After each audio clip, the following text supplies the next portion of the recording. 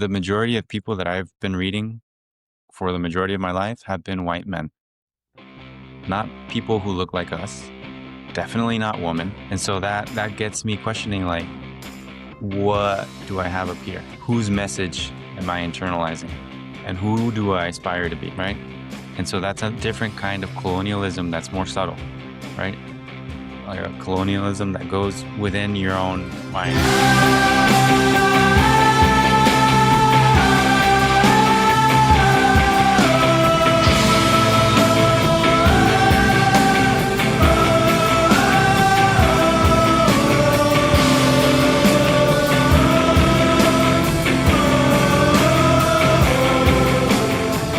Welcome everyone to the Bewildered Herd podcast.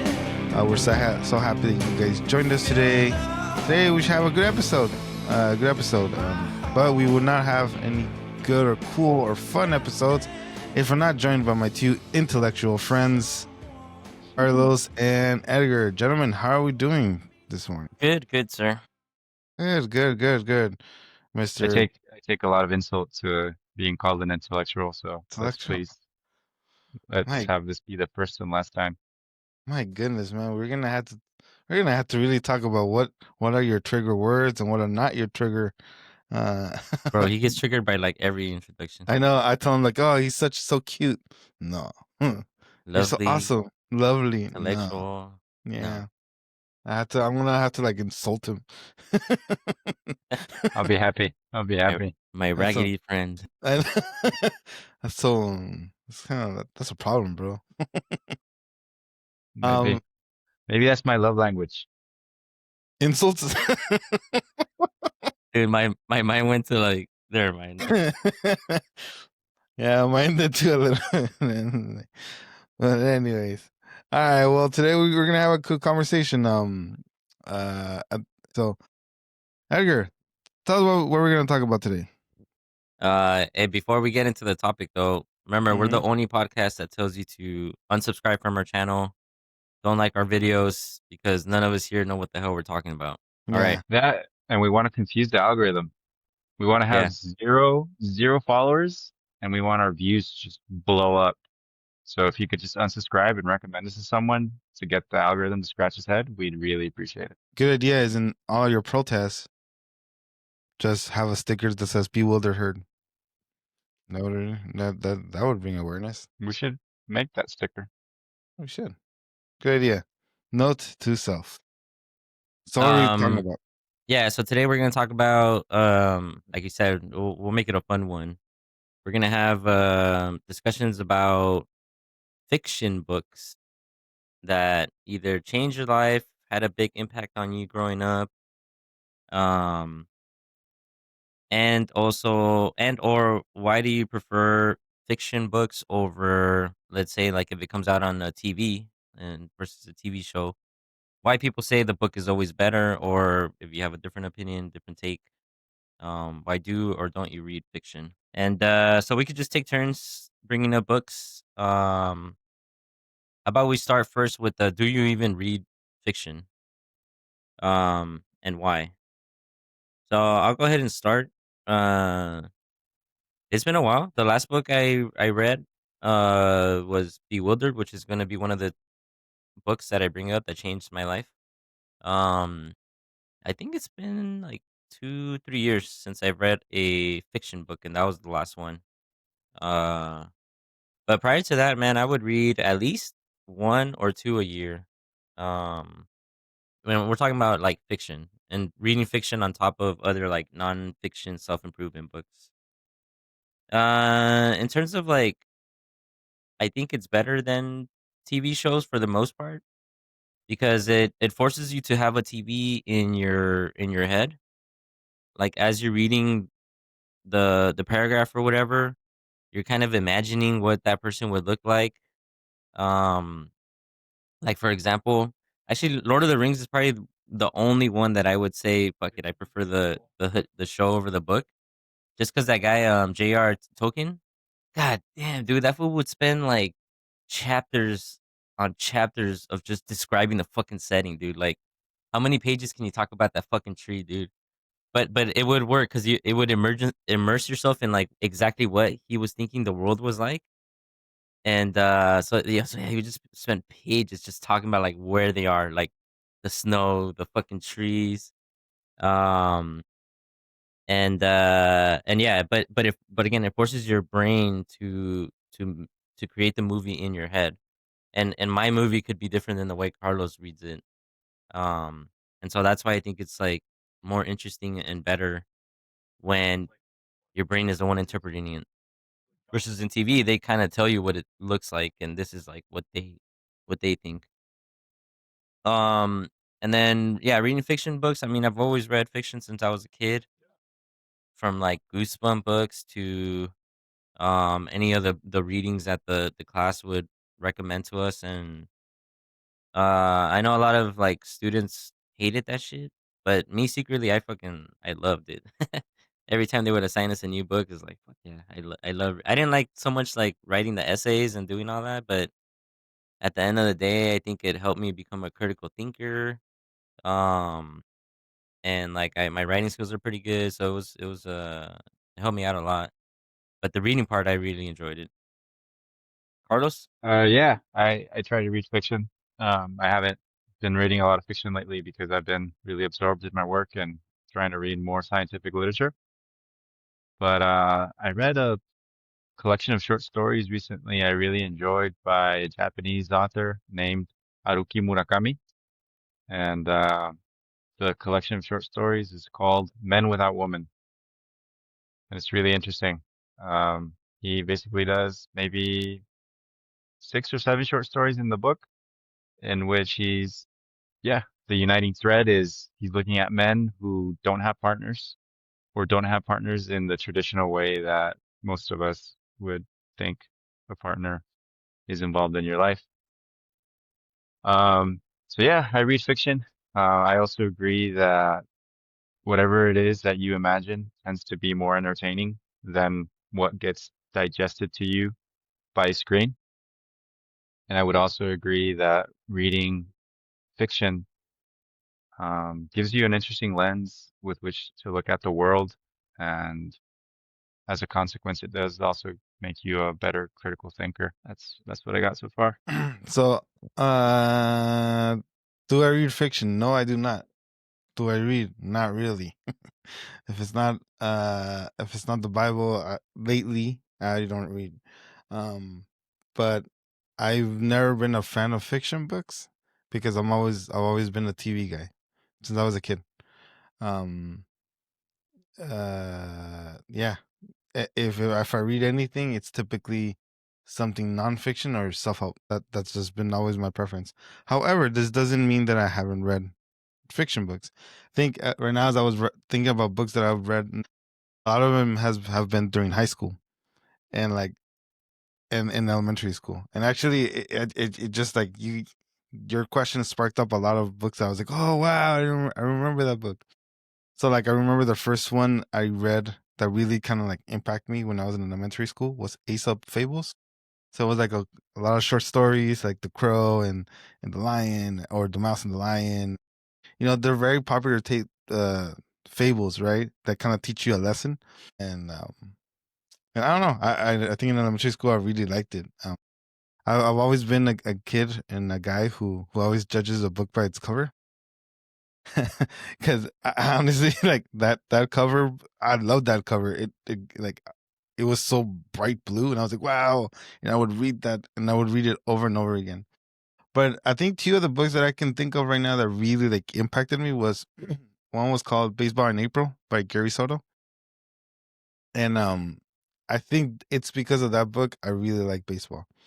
Um, but I remember that book because that book always explained like how a spring in Southern California would feel and sound with baseball, and and every time like April and May come around, like I always get that same feeling. Like I always get the same feeling that I imagine from that book.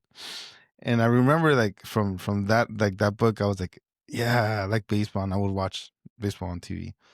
Actually, side note, did you guys ever do the accelerated reading stuff in school? Or I don't know if Edgar, did you have an accelerated reading program like an AR? Mm, no. Because it was during that time I think when we were in elementary school, there was a time where like you had levels of how much you could read, and like they try to push kids to read more, and so they had like Mm. a accelerated reader program. The Yeah. gist of the program was that you were partitioned off into different reading levels based on an assessment exam that you took. And then they had books categorized within these different reading levels, and each book was assigned points. So you would get your points by after reading the book, you would take the test, which would be basically reading comprehension. Hmm. And then depending on how hard your school went into it, you would accumulate points, and then you could buy stuff with your points later. Like real stuff? So yeah, real stuff. So Oh, that's cool. that's how I got a CD player when CD players were a new thing through AR. Oh, cool. And I remember the CD player like it was the model in which if you disturbed it a little bit, it'd mess up your sound. Yeah. Yeah. And yeah, I was really happy about AR and just reading, That's getting a cool points. program. Yeah. Yeah, man. So actually, during that time, this is a funny story. Like, so that book, Baseball in April, it made me really like baseball, and then I started following baseball. And I remember I said I want to go to a baseball game, but my parents were never gonna take me. So there was a program in my third grade class. They're like, okay, whoever reads more books, like, we'll go to a baseball game. But Jose only read, I think, like one, and then everything else, I just watched movies and I made him my own title. I was like, read this book, and I invented the author. I invented the title. I like, say for example, I would watch like The Lion King, and I would be like the king of the jungle or something like that. And I would just like create like a fake author, and the summary would be the movie I watched, and that's how I cheated myself to go to a baseball game. But I think it was because I really liked it from that book. And I think the second book that really impacted me was Catcher in the Rye. That was the only book I really read in high school. And that book, I really enjoyed how the author captured the attitude of a youth, of a teenager. And I thought it was so interesting how like the way that kid felt had a lot of the similar feelings that I had during that time. So, So I've actually never read that book. Can you guys tell me what is it about? Carlos, can you describe it? You're better at this. Now you pass it to me, huh? Yeah, because that's I haven't read it in a long time. So Yeah, I've read this book maybe 4 times during my life, and I really like it because the narrative voice of the main character, Holden Caulfield, is really acidic. It's really witty, really sarcastic, and he's a disgruntled upper middle class white kid from New York City who goes to a private school, and he just thinks that everything is phony. That's one of his favorite words. He's basically analyzing people's relationships, how they conduct themselves when they relate with their peers. He's you're basically in his head, first person narrator. But the kicker of the book, I don't know if you're gonna get to it. I could just kind of summarize it to you. It's really like about the loss of innocence. I think is the major theme of the book, the loss of innocence. He's maybe in that age in which he's maybe end of high school, about to go to college, around there. And he has a younger sister who he's very fond of. And Mm. I think a big kind of motivation for him is wanting to make sure that she's all right, that she, in a way, doesn't lose her innocence. I don't know. It's kind of weird. I recommend it. It's one of my Yeah. favorite books. It's really easy to read.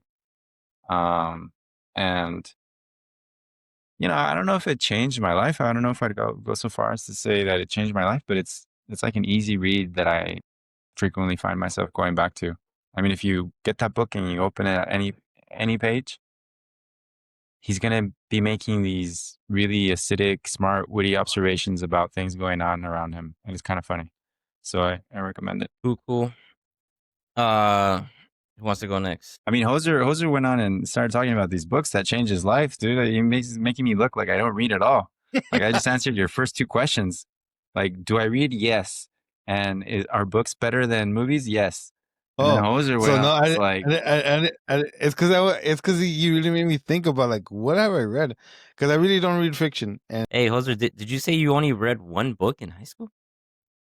I I caught that. I was like, The only book I read in high school. I was like, what the fuck? Yeah, about What that. kind of program was this shit? It was a program where I didn't even want to read.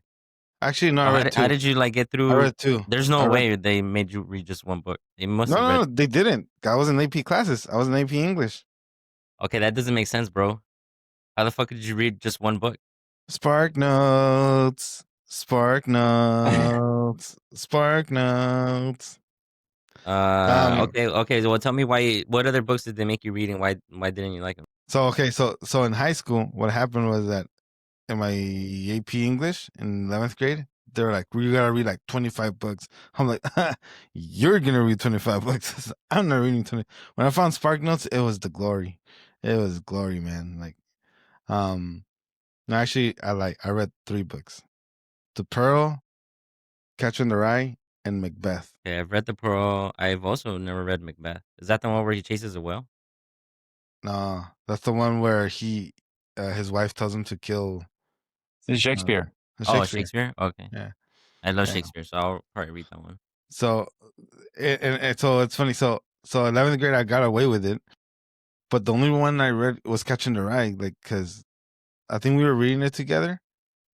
No, we weren't. I just started reading because I would try to read them. Like it's Were you like guys in the same class? No, right? no. We're in different high schools, but I would try to read them, and then I just I couldn't do it. Like I felt I couldn't do it. But In high school? um, mm-hmm. Cause and so I was like, what do I do? And so computers were out, and so like Spark Notes, and that's it. That's what got me through it. In 12th grade though, English lit, that teacher wouldn't let like he was one of those. I think he would be like Carlos. He would grab a book, and the kids would be there. He would just be reading, and then I know he would close the book. He's like, "So what do you guys think about this?" And I'm like, "I don't know. Teach me something, you know." And it was really hard for me. That's the point of like the literature and the authors. He's trying to get you out of that like rigid ABC, and because the world is not like that. If I want that, I have TV, man. So Yeah, okay, you get propagandized with values that'll make you a very effective worker for the oligarchs. I, you don't think you get that from Grapes of Wrath? Or like, I mean, yeah, it is a form of propaganda because the 5 filters apply to some extent to literature, but it's not as overt as the way you're saying. Um, no, Carlos, I would argue that a lot of the literature that we read is anti propaganda, like anti establishment. yeah, Kind of there's a lot of that too, yeah. but there's also like a heavy influence from literature that goes through the 5 filters. Oh, that's true. I did read one that was that Anne Rand. What is that shit? Exactly, the Fountainhead or something. A Fountainhead, dude. They made us read that shit in 10th grade, and my 12th grade teacher was fucking livid that they made us read that shit. Cause that fool, I didn't know anything about like capitalism, They're indoctrinating socialism, you. indoctrination. Yeah, but now it's very clear that my 10th grade teacher was very much pro capitalism, and my 12th grade teacher was like that fool was a fucking like anarchist or some shit. And that fool was so fucking mad that like we the 10th grade teacher made us read that shit. Yeah, the books that he made us read were fucking badass. Like this guy thought like Carlos, huh? the Ayn Rand one. What was that one? The Foundation. What was that about? The Fountainhead. Fountainhead. Fountain. It's Sorry. like a pro capitalism, romanticizing capitalism. It's like about a white dude that's an architect and he fucking makes it uh big, and it's like pro corporations, pro fuck everybody else, just do your thing in this Pro capitalist. pro neoliberalism. Yeah. Like you are your own entrepreneur. Destiny is in your hands. The basic unit of society is an individual, and outside structural forces are kind of, second order importance. But I want to make a comment to our listeners and viewers about Hoser, and Hoser can, offer a rebuttal. But if you want to develop critical thinking skills, if you want to have a mind that's harder to sway one way or another, and that is more your own mind, I would really encourage that you read. If you want to have a mind that's malleable to a PR campaign or to some second rate news source, then don't read, don't think for yourself.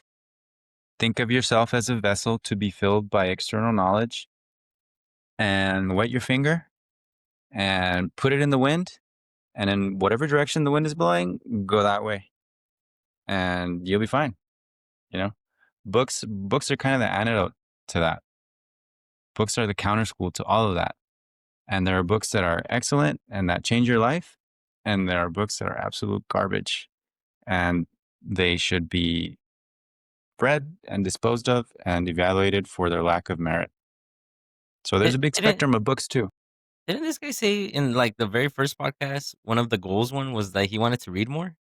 Exactly. What the fuck? Oh man. Hey, speaking of books that are garbage, um, I have this tendency that like once I start a book, I have to fucking finish it. I don't know if you guys do that, but I have to finish it, even if it's like halfway. I'm like, fuck, this is garbage. Like Annihilation was this like big movie that came out and like it had good reviews and shit. So I was like, okay, I'll give it a shot and I'll read the book. Man, that shit was so fucking boring and like So here's another piece of garbage: American Dirt by Janine Cummins. This fucking white woman writing a book about an immigrant experience of people going through fucking Mexico, being terrorized by narcos and shit. The woman probably hasn't set foot in Mexico and doesn't speak a word of Spanish. And she wrote a fucking novel, part of the 5 filters of, propaganda. It's probably, I'm not going to speculate as to who owns it, who owns the publishing company, but it's one of those that, go through the filters, and it's absolute garbage. If you want to go read garbage, read American Dirt. I heard that a lot of these authors, they're not really authors. It's just like a group of people get together, write a book, and they just make a fake author, and they ghostwriters. yeah, ghostwriters. They have ghostwriters, right? Well, How yeah, that- like Donald Trump, right? In The Art of the Deal. Yeah, well, I mean, yeah, I mean, I've noticed like these days, like anyone can write a book, right? Yeah, Hoser, but don't you have a rebuttal for my slew of thoughts about what it is to not read and to just let television be your source of information about the world? Oh, you said if you want to do this, then do it. You'll be fine. You said if you want to go that way, you'll be fine. So I'm like, okay, then I'll be fine then. I mean, I don't know. Like I mean, didn't feel it was a I find it I rebuttal. mean really, that's a good I find it rebuttal. really interesting that someone could not like books. Like I have a friend here over here in the East Coast, and he's very proud of how he doesn't like to read. And every time he says that, I'm like, it's like, don't say that in front of the kids. You know, like it's like, just don't say that. It's like almost rude. But how and why one wouldn't like to read is, to me, it's kind of confusing. To me, it's almost like I don't like to breathe. What? No, and honestly, if there's one thing I kind of regret not doing is like when I was like in high school and college more is read. But I think what happened is that because I didn't read in high school, right? A lot of fiction books or just anything, and when I hit college, was all I was doing was reading, um, reading to learn, right? To learn Textbooks? textbooks. I was so much like it was so much reading like that that I didn't even feel like I'm like, dude, why am I gonna spend my free time to read something like that? Um, to read something else, And then when you say you also said like, oh, like imagination. Like for example, my wife, she loves to read. Like she'll sit down and read, and she won't pay attention to no one. And I've asked her in the past. I've asked her like, why do you like to read a lot? Like, what is it about reading that? She's like, well, it's like a movie. Like you're imagining everything that's going on. And I'm like, okay, but I feel like I don't need a movie. Like I'm walking around and I can imagine a whole story on my own. Like I don't need, and I sometimes I feel like TV taught me that, you know, TV and cartoon shows, they taught me how to imagine little things like scenarios. I don't know. And so I personally didn't feel like I needed that from books. However, I do regret not reading more because I think that um there's a lot of value in reading. I mean, And hey, it's never too late. Yeah. Pick up a book, man. Like, A Well, short, like a really short one, like a quick quick read that's So, pretty good.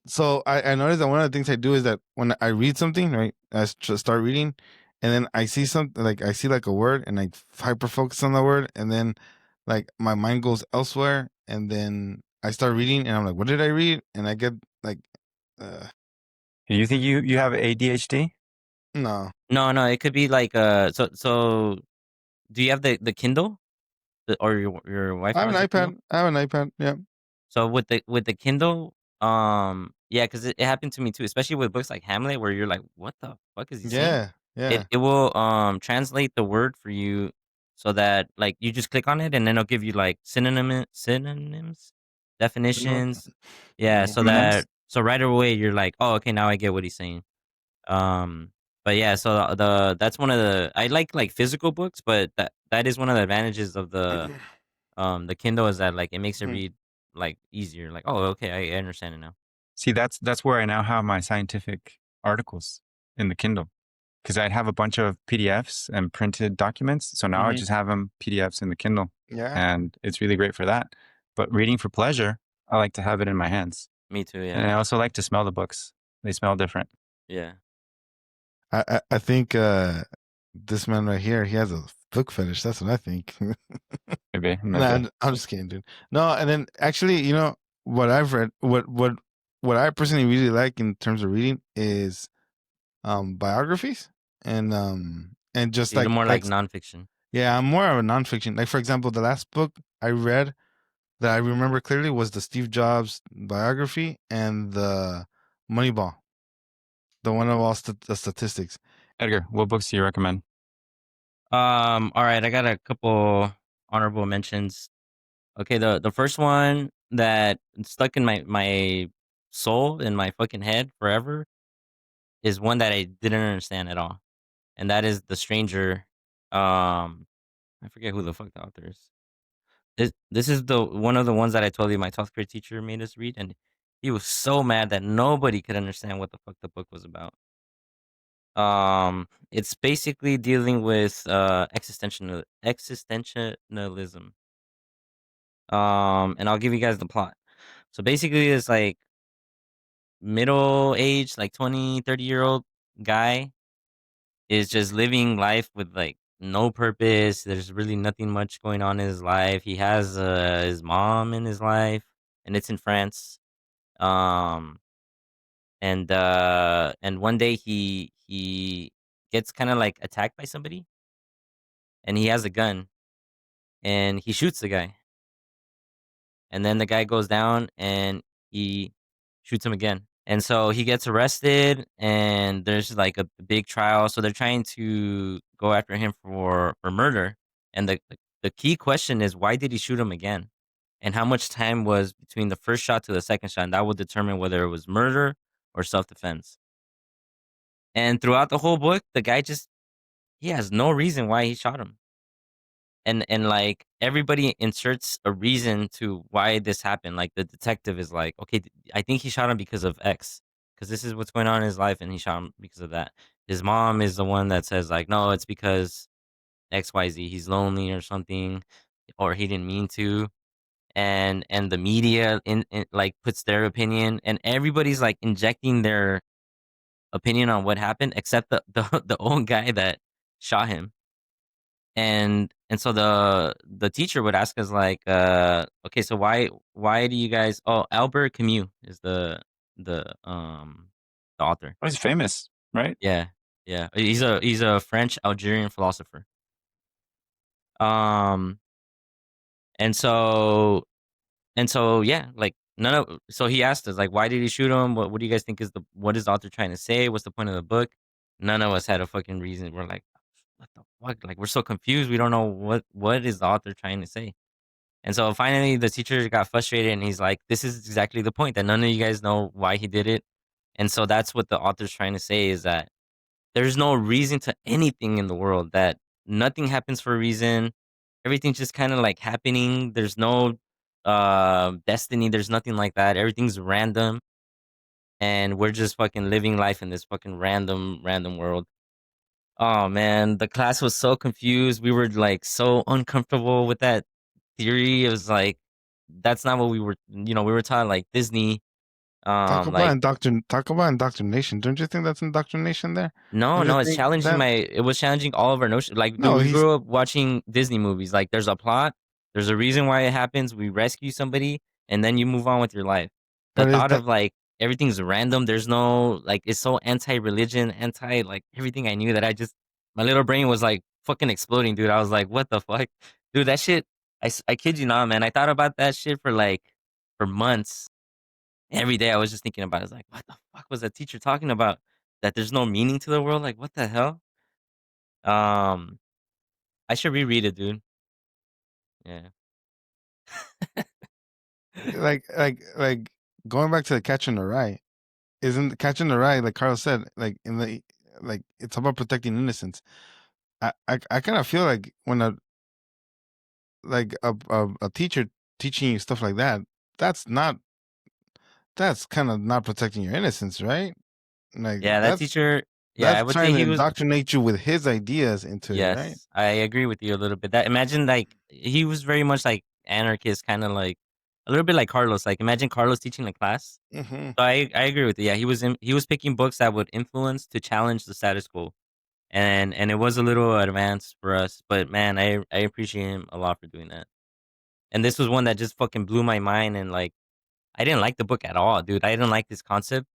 But it really challenged me in thinking about like how does the world work? I mean, going back a lot of episodes when Julie was invited by Edgar and we had to come up with what we thought education was. Like, I think my definition kind of centered around being able to critically evaluate the world in such a way that you come to terms with it based on your values, right?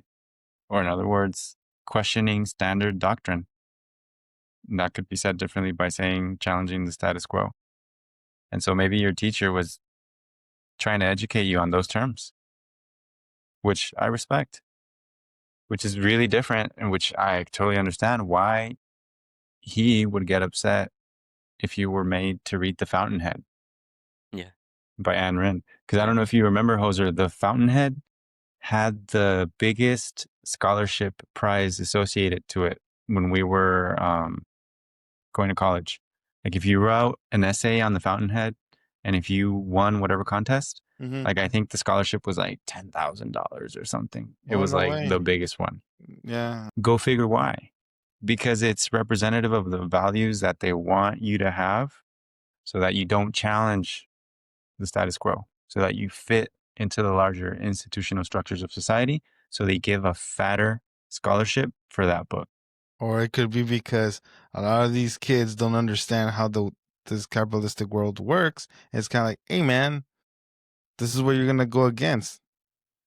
If you want to participate, come participate. Hmm. You don't think so? I don't know. I No, think that book was not talking about the mechanics of capitalism. It was more about like romanticizing capitalism, loving capitalism. Um, but it didn't go into like the mechanics of it. I kind of want to read it now, right? Fountainhead. Now, yeah, now that my, you know, ideas are set and developed, read it with a critical eye. I mean, maybe I won't finish it because I don't finish books. That's another thing. If I pick Oh, up a really? Wow. book and it doesn't capture me, I just like, boop, next. See, that's cool because I have a problem with that. When I feel like, oh, I didn't do it. Kind of like what Edgar said. If I feel like I need to finish it, but then I can't. Like, it's not interesting. It's like, Yeah, no, I don't have a problem. To me, it's like changing the TV channel. It's like, what's next? Bam. what do you guys do when you guys read and then just kind of like uh and not like forget what you guys just read? Do you guys keep reading or do you guys go back and No, Go read? back. I need to go back until I Yeah. understand it. And there's moments in books that just blow my mind that I have to stop and just sit down and like think about what the fuck did I just read. Okay. So I'll give you guys Uh, another example. okay. So I'm really into one of the themes that I really like in books is end of the world type of books, end of civilization, Armageddon type of fucking books. I really love those. One of them that really stuck with me is The Road by I always forget how to say his name. Cormac Cormac McCarthy. McCarthy? Yeah, Cormac McCarthy, which is a movie too. And okay, so in this book, I'll just set up the scene for you. The apocalypse has happened. We don't know why. It's just the fucking world is desolate. There's no more trees are all dead. The water's polluted. There's very little food and animals, and the little people that are left are just fighting for the scraps. It's so bad that the book centers on a father and son that did have a mom, but the mom decided that life is not worth living and that they're better off just committing suicide before somebody else finds them and eats them. And so the mom wants all of them to commit suicide, and the dad's like, "You're fucking out of your mind. Like my purpose in life is to protect my son, and I will fight for him until the end." And so the mom commits suicide, and it's just father and son. And so his goal is to, while the world is ending and like the very little time they have left, is to at least show him something nice. So he thinks that by going to the beach, it'll be like something cool that the kid can experience. And his job is just to keep him alive until they get there. Did they Um, did they eat the mom? the no no she well I don't know, she commits suicide, and I don't know what happens to her after that. And so so along the way, like, so you can already imagine what kind of world this is. And along the way, the father and son, they uncover like a hidden bunker that somebody left behind. And the guy that built it, he's already dead. And so they kind of like have it to themselves. And in that bunker, there's a bath, and there's canned food that they look at it, and it's still good. And so this the next, like, couple pages is just the dad expressing like the gratitude that he has that they're able to eat a can of corn. And like the way he expresses it is like it's the best fucking meal he's ever had. Like he's so happy that he can share this with his son. Um and that he's able to provide for his son for at least a couple days because there's lots of food here. And that the taste of the corn is like so good because they haven't had like a real meal in days. They've been eating like, like rats and stuff. And so, yeah, like right there, I had to pause the book and kind of just soak it in. And I just remember like being so grateful that I'm like, man, I was with my parents at the time, and I was like, yeah, my mom cooks me like homemade meals, and like shit, like I'm so lucky. Like this is so delicious and whatnot. So yeah, that was one of the books that like, and that scene in particular where if I ever have a bad day, I just think back to like that guy and stumbling upon the bunker with eating the can of corn, like just how something like that could have a huge impact on your life. Yeah, it stuck with me for like it's gonna stay with me forever. Yeah, I read a book by Cormac McCarthy relatively recently, Blood Meridian, and I didn't like it. It was kind of very disturbing to me, and I remember grappling with cancel culture and like wondering whether this book should be canceled or whether this author should be canceled, Really? and Why? yeah, thinking it was just a dumb exercise to frame it in those terms. Blood Meridian is essentially a book about America expanding westward to the good old days of cowboys and Indians, right? Where people would get money for scalps, right? Native scalps or Mexican scalps. So in this book, in Blood Meridian, they go into Mexico. And all that is fine with me, right? The scalping and the genocide and the settler colonialism, because it's based on history. What really pissed me off was Cormac McCarthy's description of Mexican women and Mexicans in general, but Mexican women in particular. He would describe them as like idiots, as like easily amused, as like half-wits, and these really derogatory terms that I was just like, dude, they're not even part of the main story. They're just like That's bystanders. a They're side just character. like faces that are observing the action, and you're describing them in this way. And I just looked up when he wrote it. He wrote it in 1985. Um, and so I read it like maybe, 1 year ago, 2024 or something. And I was really appalled by that, particularly the descriptions that he gave of Mexican women, because to me, it wasn't even central to the book, right? Like it's kind of par for the course that he would paint in a negative light the natives, right? Savages, brutes, is like people that would go into a frenzy, into battle, and So You he was know, romanticizing the westward expansion? I wouldn't go as far as to say that he was romanticizing it, but he was, I don't even know like what he was doing, honestly, man. I kind of want to read the book again and like really hone in on the language he uses. But the first passing I gave of that book, again, like it was the way he described Mexican women that really offended me. Because in my mind, like they're not even part of the story, dude. Like, why are you insulting them? But it seems to me, from what Edgar said and to from what you're saying, it's like the author wants to really immerse you and make you put in that point of view of that person either moving westward or that guy, like I mean, like it could be problematic saying because the I wonder city. if Cormac McCarthy even set a foot in Mexico. I hope he did. Yeah, it could be his, like, his version of what he thinks Yeah, this, like, Mm-hmm. Yeah. cowboys and Indians kinda story is. yeah. Which brings me to another point, and an important realization I had relatively recently in my life. The majority of people that I've been reading for the majority of my life have been white men, not people who look like us, definitely not women. And so that gets me questioning like, what do I have up here? Whose message am I internalizing? And who do I aspire to be? Right. And so that's a different kind of colonialism that's more subtle, right? Like a colonialism that goes within your own mind. And now I try to be more cognizant of that fact and try to read more women, um, people who aren't white men, men from different places. Like I just mentioned Haruki Murakami from Japan. And then particularly, I strive to read people who look like us, people who are Mexican or Mexican American. And one of the books that really changed me in that, following this theme, Richard Rodriguez, Hunger of Memory. That's a book that was like really well written. I just thought Richard Rodriguez was like one of the smartest What the fucking poser, what the hell? people that I I really had ever read. I really like this book, but when Carlos told me, "What's wrong with you? Like this, like that guy is super conservative. What's wrong with I don't that?" know what you're talking about. I mean, I really like the book, and he might I be conservative. Yeah, yeah, I really liked it too.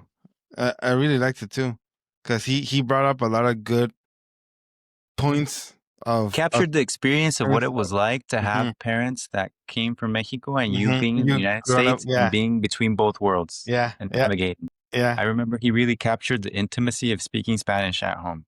yeah, yeah. And that really resonated with me, and how English was something that you used outside the door. But Mm-hmm, he's a really good writer. He's a really smart guy. I think he is really conservative, and I think he might be queer. He might be gay, which to me is a really interesting combo of being queer and being conservative. mm-hmm, But but yeah, I mean, really quickly, I want to mention some books that really influenced me. Um, but this guy, it's more the author. Basically, everything I could pick up from this guy and read, it's gonna impact me and get me to think in some way, and help me navigate the world in which we live in. That's George Orwell. George Orwell is a really big deal for me. Um, we could talk about 1984. We could talk about Animal Farm, and his other essays that he has, in which he thinks about language and the importance of language in setting a certain order. Then, making a really sharp left turn. There's kind of the opposite of that. But these books, I don't know. I guess they were so big and they were so popular that I just enjoyed them a long time ago. Harry Potter, the Harry Potter series. I read all of them. And my favorite one was the one in which they talk about Voldemort. I think it's the Half Blood Prince, and I think that's movie number 4 or 5 or something. But it's supposed to be the darkest installment in the series. And I remember being really disappointed when I saw the movie, because in my mind it was so much darker. In the book? So much darker. Yeah, when I was reading the book, like it was really dark. It was like really macabre, like almost like horror like, the scenes and the descriptions that they give. And then I saw the movie, I was like, you guys made this like PG. Like Yeah, my, 'cause I my rendering of it oh, was like so much uh, menacing, more are menacing, are more. the books, like, kid friendly or no? They start off being kid friendly. I mean, she started the first book in 1997, and then she finished it in 2007, the last one. So that's a 10-year span. Or maybe So her if you audience like is growing, so she's Yeah, like, exactly, I can exactly. make I it think that's darker. what she was trying to do, like Okay. grow the books with the audience. So at the end, you're almost hitting like young adult category. And so, Harry Potter books are really important for a lot of people. And then one more fiction book. I think going back to trying to read more people who are like us. There's one in Spanish that I really like called Los de Abajo, or The Underdogs by Mariano Azuela. And to give a little bit more context about who Mariano Azuela was, he was a doctor who lived during the times of the Mexican Revolution and was part of Pancho Villa's big like platoon. And so he was witnessing firsthand what was happening in the Mexican Revolution. And he pioneered this genre of essentially fiction about the Mexican Revolution. And it's really violent, it's really brutal, and it's really dehumanizing. And it helps me understand what Mexico is today, right? The violence that happens in Mexico, the yeah, it's it's nothing new, right? It's been going on for a long time, and you can almost trace the roots back to the Mexican Revolution. Some would argue maybe even before then, to pre-colonial times, and then during the Conquista when Spain colonized Mexico. It was just a series of violent events that haven't really stopped, and whose vibrations are still echoing through Mexican society. And that's a really good book. It's a really short book, The Underdogs, Los de Abajo. And I could keep going and going, but I think those would be my couple of entries that I would share. Yeah, I think that's interesting point that if you go back in time, you can see that things haven't changed. Like it's the same thing. Like it reminds me of a book I read with that same teacher. I forget what it's called, but it's by the philosopher Voltaire. Um, and yeah, it's the same thing. It's like there's absurdity going around. There's wars. There's blood, death, killing, and this was written like hundreds of years ago. And so like and at the time, the point again is like hoping for a better future. But like the current present is like a bloodbath, and things just don't change. Kind of along the same topic of that we don't change much. I really like Shakespeare, and one of my favorite books is Hamlet. So Hamlet, as you guys know, was adopted into a children's movie, The Lion King. It's basically the same plot. Um, where a king gets murdered. You guys have watched The Lion King, right? Yeah, but I didn't know that part. Yeah, me either, man. Yeah, it's The Lion King is basically Hamlet. Hamlet is basically Simba. So, yeah, so Hamlet's dad gets murdered by his uncle, because he wants to take over as king, and basically take over the king's wife or whatever. Um, so his dad's murdered. He should be next in line, the Hamlet, to be king. And so on its surface, it's like a pretty easy like adventure book, revenge book. That like the path is set for him, right? Like, okay, I know what I need to do. Take revenge for my dad and take the mantle as king. But nope, Shakespeare's not like that. It's not simple. And Hamlet is a very complicated character. He's like kind of young, like not teen, but like young adult kind of. And he just doesn't have his shit figured out. He knows what he's supposed to do, but he's like depressed and he's very human, dude. Like that's what I like about the Hamlet books is that even hundreds of years ago, they're basically going through the same shit we are. Like they don't have their shit figured out. They don't have time. They have a lot of things going on, and so his very famous "to be or not to be" speech. Everybody knows it, like to be or not to be. Whether it's easier to just let it go and kind of like do his own thing, and you guys see in the Lion King movie, Simba basically leaves and Hakuna Matata is like, yeah, no worries, just let it be. Or should he take up his rightful heir as king and follow the path that he's supposed to? And the book is just making the argument that it's not that easy. Like, we know what we're supposed to do, but it's not that easy. Like, we have a lot of things going on, and he does talk about death a lot. Like, our death is he spends a lot of time in graveyards. That's one repetitive theme in Hamlet books, because he wants to be reminded of his impending death so that he can live in the moment. That's the one thing that Carlos says a lot. And at the end of the day, yeah, he does end up taking revenge and, like, following the path that he's supposed to. But the point again that Hamlet is sorry, that Shakespeare is making is that it's not that easy. We have a lot of things to think about. We have a lot on our plate, and the life around us is complicated, and it affects us a lot. Oh, that's cool, man. I have one more entry to share that I can't believe I haven't shared it. It's a series. I think there's 12 books, and the series are known by the first entry in the series, The Teachings of Don Juan. And they're written by Carlos Castaneda. And these books, I read the first 6 books. To me, for a long time, I've said the first 4 or the first 3 were the best. But now I got back past book 5 and 6, and they're really interesting.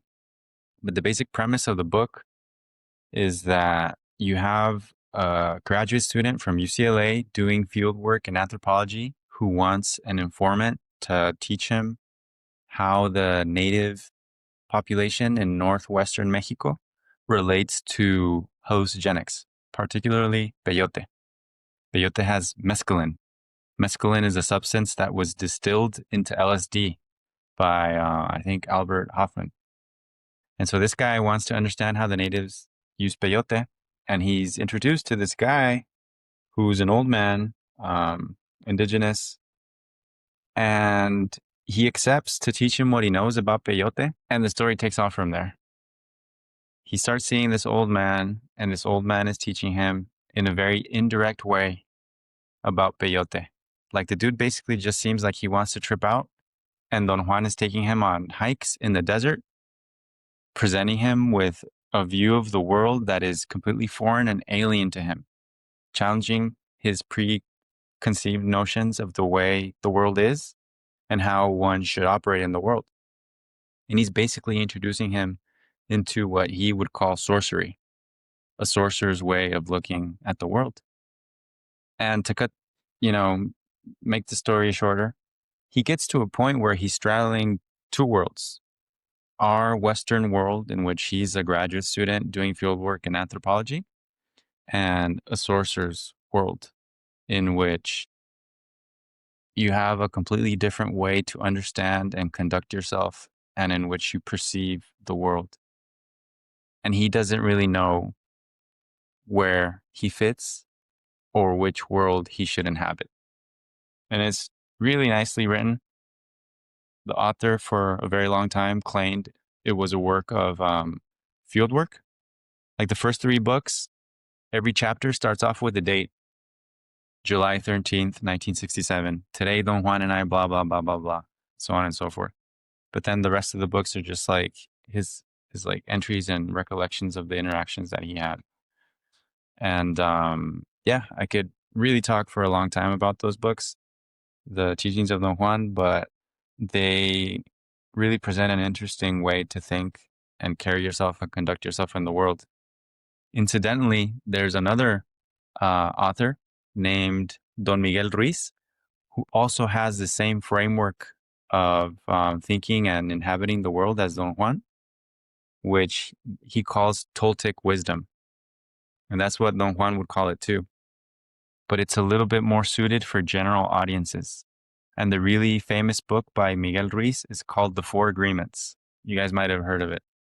That's essentially the teachings of Don Juan distilled in a very short, user-friendly book. What is it called? And the analogy, The Four The Agreements? Four Agreements. It's like I know it's a red cover with like Yeah, 4 it's got like a squares. cross, Yeah. with like an agave plant. So that's a book I also recommend, actually, The Four Agreements. It's just like Don Juan's teachings summarized in a more palatable way that's more available for general audiences. Whereas the teachings of Don Juan is just like, you got some weird things happening there that Yeah. So shake you up. can you just go a little bit deeper on the weird things that happened there? I'm interested in that. Like compared to I the four mean, in agreements. one story, Don Juan is teaching him to be a hunter, right? He teaches him how to hunt rattlesnakes, some like hares, like rodents, like small rodents, like that live in like kind of swampy areas in the desert, and then jackrabbits. And then he takes him for a hike at night, and he's like, "Today, I'm gonna teach you how to hunt a mountain lion." And the guy's like, "What? A mountain lion? Like, why the fuck would you want to teach me how to hunt a mountain lion?" He's like, "You got to be tested, bro." And so he sets up this really complicated trap in which he essentially first needs to trap like one of these water rodents. He kind of like pierces the water rodent in such a way that the water rodent is like trapped and bleeding a little bit and making like a lot of noise in like a swamp. He instructs Carlos to get up on a tree, to have like a net that's designed in such a way that it could be thrown on the mountain lion so that the mountain lion is kind of trapped. And he tells him, "I'm going to be positioned somewhere over here." So they have this setup in which Carlos is going to be in such a way over the path in which the lion is going to come in. He's going to supposed to throw the net over the mountain lion, trap him, and then the Juan's going to come out and finish the job somehow. Doesn't go to plan. It doesn't go to plan. Carlos literally almost shits his pants. They're both running for the fields like crazy, and they got a pissed off mountain lion chasing them. And so this is just like a little anecdote of the things that they do. And at the end of the day, what happens, the moral of the story is to evade the mountain lion, Carlos does feats that he wouldn't believe he was capable of in his non-altered state.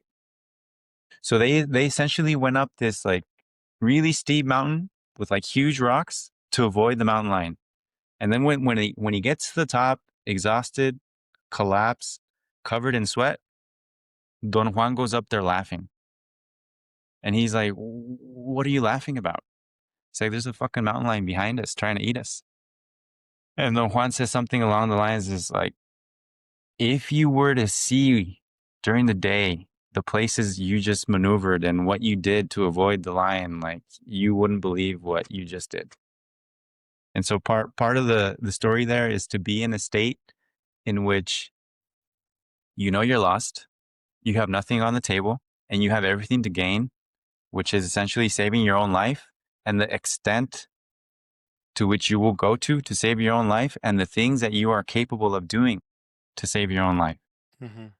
And so that's kind of like a little story and Wow. a lot of similar weird stories that go on in that book that usually involves him and his teacher hiking through the desert of Northwest Mexico and sometimes the southwest part of Mexico in the mountains in Oaxaca. Yeah, it's pretty badass. That's crazy, man. That is Yeah, and I like that you keep picking like authors that are not usually given a voice. So I think I'm definitely gonna check those out. I got two more quick books. Carlos mentioned more female writers, so this is a woman, Emily St. John Mandel. Station 11. Again, I told you guys I'm obsessed with End of the World books, so this is another End of the World. In this version, the world ends by a pandemic. Um, and one of the scenes that stuck with me forever is so the book kind of centers around four main characters, and it just goes back and forth like their point of view during as the pandemic is happening, and then after the pandemic. One of them unfortunately doesn't make it, but we do get her point of view during the pandemic as it's happening. And before we even get to the pandemic, it's a woman that is basically took a job in like Korea or somewhere. Like she traveled for work. She has no husband, no kids. It's just her and work. And she's like a logistics engineer. And she's very dedicated to her craft. She worked very hard to get to where she is. spent her whole life, education, and now her career, and her life is her career. Anyways, pandemic happens. She gets sick, and the way the author describes her being sick is like it's gut wrenching. Like her hope starts just draining out of her body. Like she's not gonna make it, and she's starting to realize that she's not gonna make it. And she has nobody, dude. She's fucking abroad by herself, no family, nothing. Nobody could help her. In fact, she even approaches a couple of like she's staying in a hotel and she approaches the front desk, but she's coughing. And the front desk is like, no, no, no, like stay away, do not like in a foreign language, and she can't understand, but she understands the symbolism of them like telling her like stay back, stay back. So then she goes outside and like the virus is hitting her really hard, and she can't even fucking walk. So she starts to crawl onto the beach, and the sun is setting, and she knows that like this is her final moment. And she says like, at least I can like have a nice sunset. But the thing that stuck with me was that she realized that she wasted her life, man. Like all she did was fucking school and then work, and like that's all she had. And now the virus hit her so fast that like it made me realize like I never want to do that again. I used to work in private, and that was my life too. Like just it was school and then work, and I didn't have time for anything else. And the way the virus hit her so fast that she didn't have time to react and to like do something else that she wanted to do was like eye opening to me. I was like, holy shit, man. Death could come for us at any time and it's quick. It will not, it shows you no mercy. And so if you have things that you want to do, like you're better off not having that kind of lifestyle and like do the things that you want to do. And she dies, dude. She dies at the beach alone with nobody there, scared, hurting, and she just fucking completely wasted her life. Hey, at least she died at the beach and not in some hospital. That's positive. If she Yeah. saw the sun and the sky and the ocean and the sand when she was dying, I would like to go like that. I'd like to go Yeah, I think that outside. was a point the author was trying to make was that like at least she did something to like in her final moments, like at least I have something for myself. Which was kinda like sad for me, but like, damn, dude. Yeah, it made it stuck in my mind even a little bit more. All right, and then my last book, and this is the one I told you guys that was the last one I read, and I had to take a break from reading books because this one just messed me up so much. Is Bewilderment. It's kind of fitting for our group. Bewilderment by Richard Powers. So Richard Powers is a quote unquote like self-proclaimed climate activist, and all previous books were romanticizing the earth and why we need to take care of it. This book is drastically different because you can tell from the book that he's lost hope. Like there's no stopping climate change; it's gonna come. And so, the plot in the book is a dad that's a physicist, astrophysicist, and astronomer, and he's observing the stars and the universe. And his research is getting cut because of the federal budget cuts. And this is before like our time right now. This was written a couple years ago. And he has a son, and so but climate change is like getting worse in the book. He doesn't say how, but there's like little signs in the background.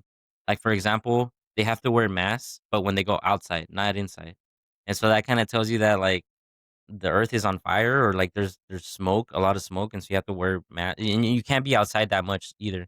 They wear like this really really good sunblock, but like if you have to be back by like 11, otherwise like something bad could happen.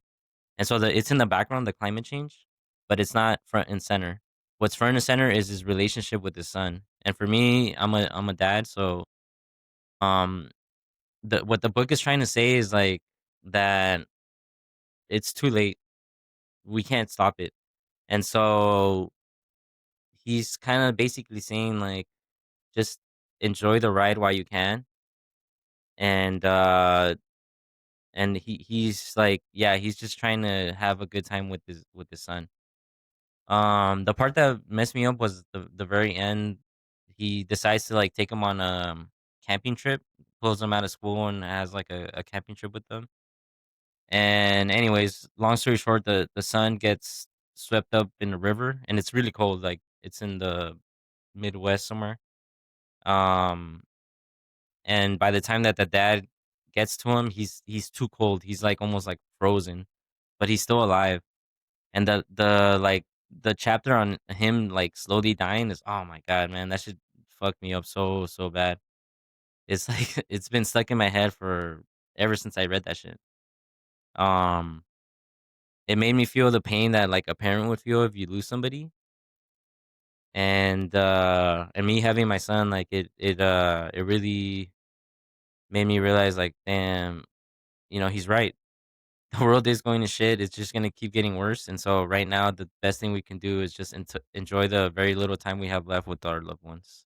And that's kind of been my goal ever since. I mean, here's my 2 cents on that. For some people, the world already went to SHIT. I'm thinking particularly of Central America by a combination of factors: climate change, political instability, um, drugs, and U.S. interventionism, right? The U.S. meddling in other countries' affairs. That's why you had waves upon waves of refugees on foot from Central America through Mexico trying to make it to the US. That's one thing. But in other parts of the world, the effects of climate change aren't going to be so severe. Like where I am in the middle latitudes, New York is expected to have more rain, to have more intense heat waves, yes. But even in New York City, like the people who are going to pay are the usual suspects, the most vulnerable. So yes, climate change is going to increase the suffering that the usual suspects are going to have to withstand, endure, but it's not going to affect the rich countries so much. Yeah, Like Europe, yeah. Part of Europe, the you right know? part of the book was arguing that too. Like his research was he was trying to like stop it and like it's something that could help everyone. But those in power were like, nah, we're gonna cut your funding. Why? Because they're gonna be fine. It's Yeah. who cares about the Yeah, usual. and that's kind of the way the world operates. But I also quickly wanted to recommend to you a book about this kind of end of the world theme, Edgar. It's called The Parable of the Sower by Octavia Butler. I don't know if you've read it, Oh, but is this like a slave that no, no, no, no, Octavia no. Butler? This She Oct- sounds Oct- familiar. yeah, Octavia Butler is she passed away uh some years ago. She's Mhm. an African American woman who lived in Southern California, California native, and she wrote this book, The Parable of the Sower, in a post-apocalyptic world in Southern California, which water is highly priced, in which your security is not guaranteed, and where you have mass migrations of people on the freeways trying to get somewhere better. And people are grappling with climate change and, surprise, surprise, a fascist type of government set up in the United States. So a lot of people think that Octavia Butler really had a lot of foresight to kind of write about what our potential future might look like. Oh yeah, So yeah, check that one out. this is right up my alley. I'm looking at it. I think that's really cool from hearing you guys talk about these books is the emotions and the feelings that these authors bring inside of you guys. I honestly, personally, as someone who is not doesn't read a lot, I envy that in a way.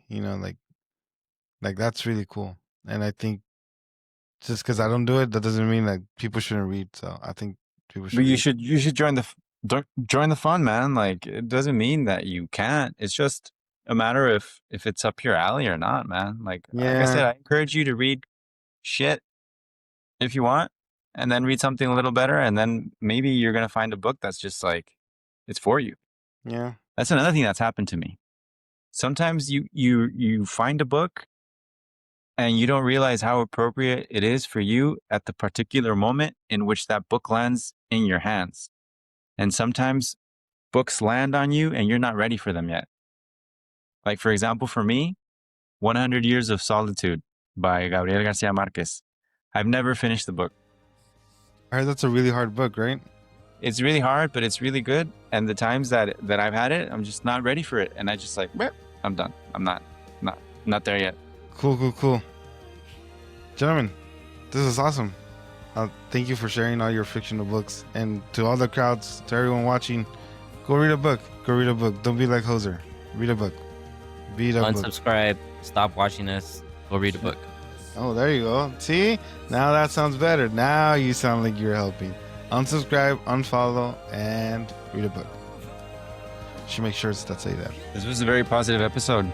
It changed from like our usual. It really was. See, it was good to see you guys smiling and stuff. We'll go back to our usual doom and gloom with the existential threat of artificial intelligence, brought to you by yours truly next time we meet. It's gonna be a good one, guys. All right, gentlemen. Thank you so much, and we'll see you next time.